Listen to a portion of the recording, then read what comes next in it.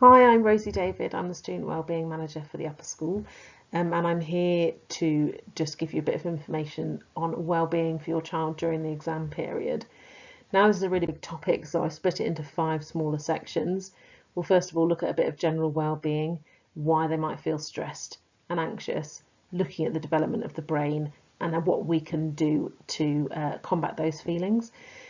We'll look at a bit of wellbeing before exams, during and after exams, and then I'll signpost you to a few sources of help on the last slide.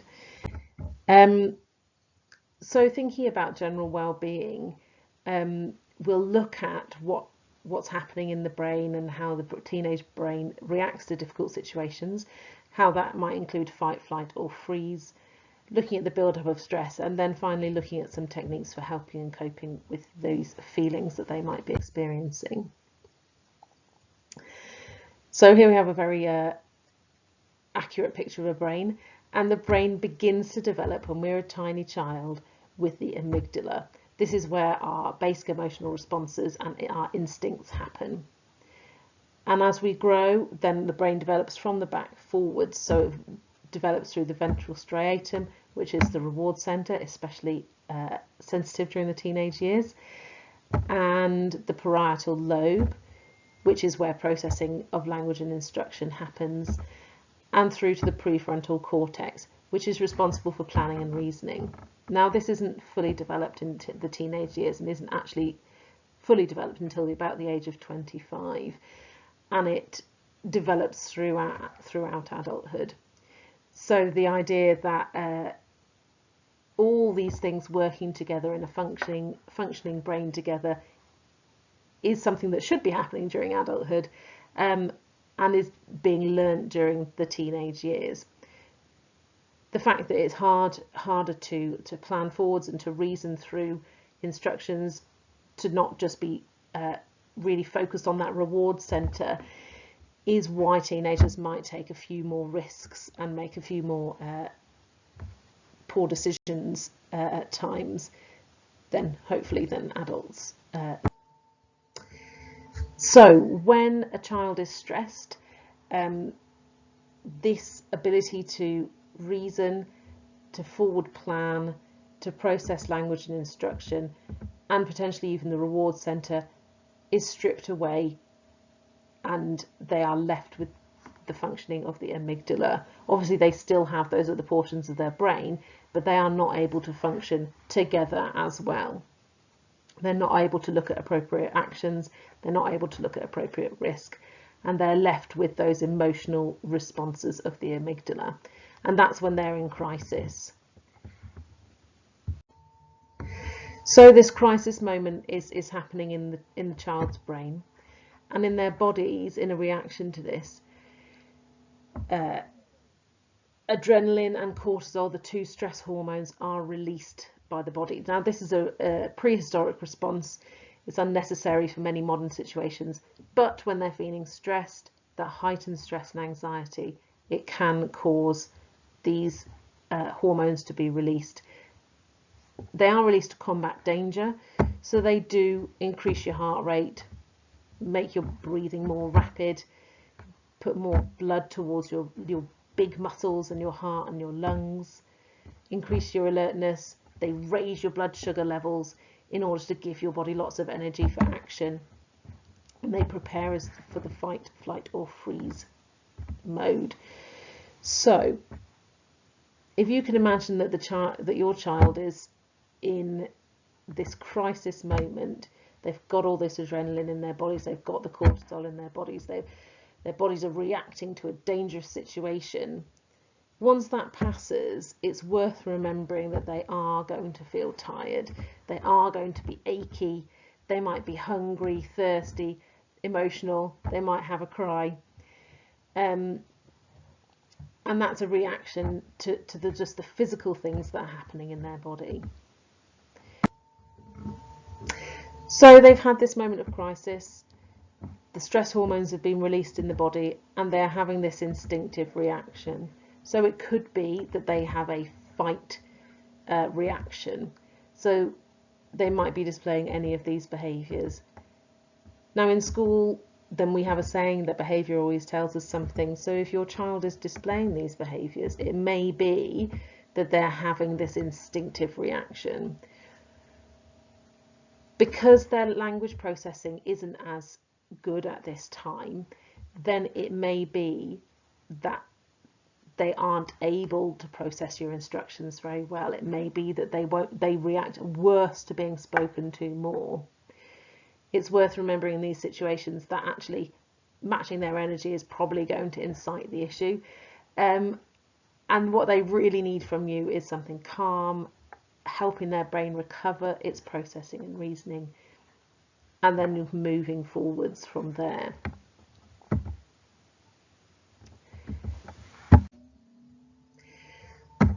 We'll look at the flight response now.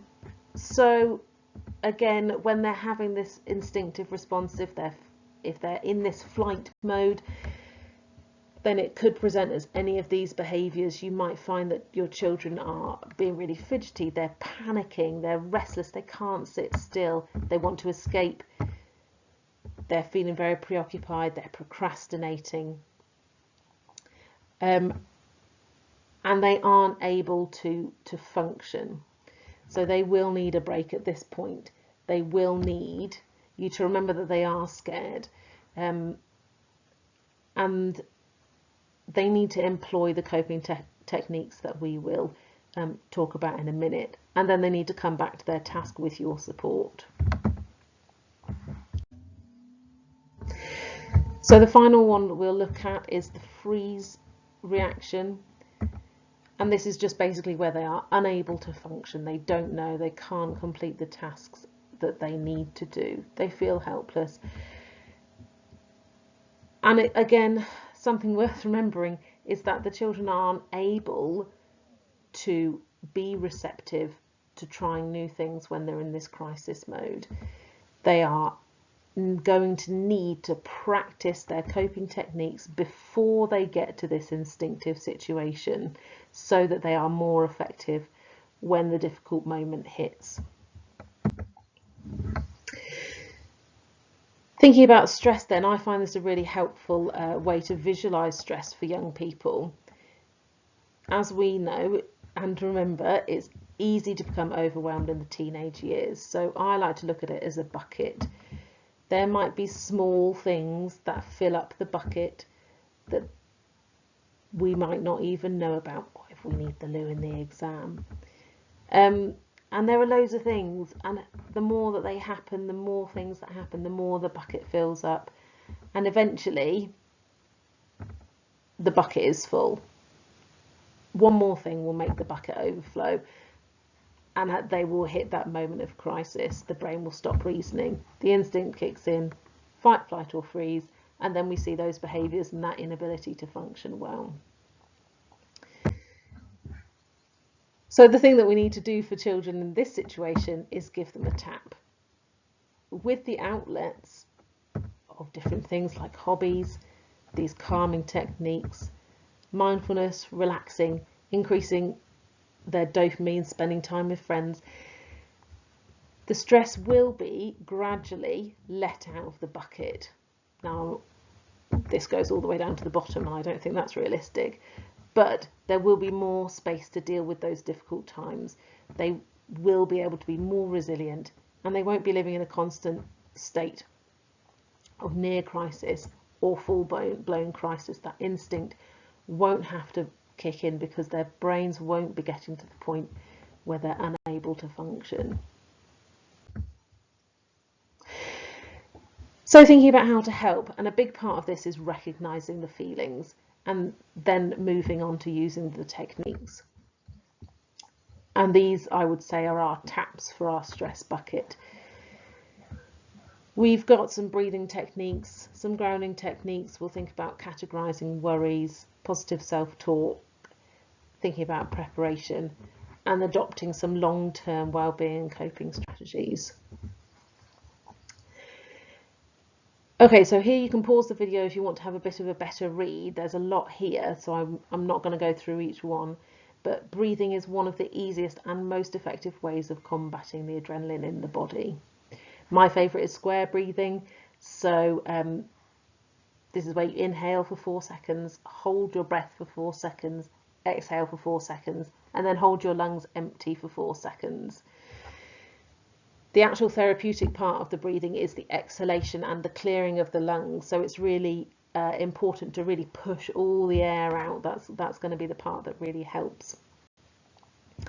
And another thing that we can do is grounding techniques. So the main point of these is to focus on the present moment and one's place within it, so that the external stimuli or the intrusive thoughts or the worries don't have as much power. I think when we look at these, we'll notice things that we do all the time, but it's worth remembering again that children or young people don't necessarily have these automatically, and going through them, teaching them, is going to be a really key part of helping them cope during the exam period. So this is another way of helping when having negative thoughts or feeling overwhelmed. Positive self-talk is training your interior monologue. It takes a lot of practice to recognise negative thoughts and then to reframe them or change the way you're thinking into a positive thought. But the good news is the brain is malleable. It can be achieved, although it does take a long time. Not all techniques will work for everyone. This is something that especially teenagers find quite challenging. So not everything will work, but it's worth trying lots of different things to see what's helpful. This is another one to pause the video and take a look at the flow chart there.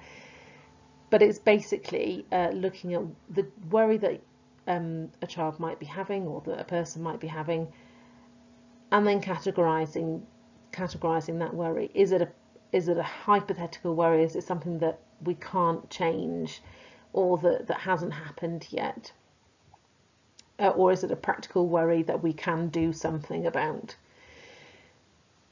When it says here, let the worry go, there are different ways. So we can just employ those coping strategies that we've talked about, but there are other ways of dealing with letting the worry go. So things like writing them down on a piece of paper, journaling, talking about it. And the final one, again, this is another one to pause the video on, is looking at interrogating the worries. So again, this takes a lot of practice. It's catching the worry to begin with, and then looking at the truthfulness of the worry or the intrusive thought. This is a good one. There's lots of opportunities to escape that cycle here. And when we say reframing the thought, it's really thinking about trying to be more positive. I would say an example of this is a child revising and saying, oh, I don't know anything for question 3, I'm going to fail the exam. When they look at that and they try and reframe that in a more positive way, then they can say something like, yeah, this is really hard actually. And that's true, it is really hard. If it happens in the exam, I'm going to move on to question 4 first and give myself time to think. I know that I have written a successful question 3 before, and I just need a bit more time to think about this. And then these are the 6 wellbeing steps that everyone should be using anyway. These you'll have seen before, but again, please pause the video to have a look at them. Having a good diet, getting enough sleep, exercising every day, connecting with other people, spending some time outside in nature, which has been proven to improve our well-being, and doing something that you enjoy, doing something creative or something that you like doing to build that dopamine in your brain. So thinking about the well-being of students before the exams, you'll have seen online resources from other teachers. There's lots of stuff on the Fitzharris website to create revision timetables and looking at revision. It's worth remembering that because the teenage brain, the reward center is very sensitive, it is good to have very achievable targets, very achievable bite-sized bits of revision to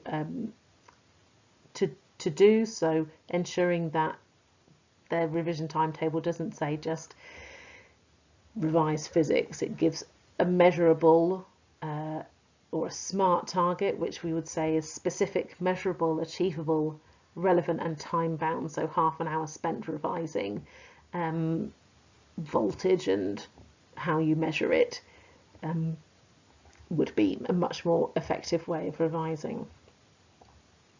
Reducing the cognitive load, so enabling the brain to be more present by putting things into the long-term memory, starting in good time and practicing the recall.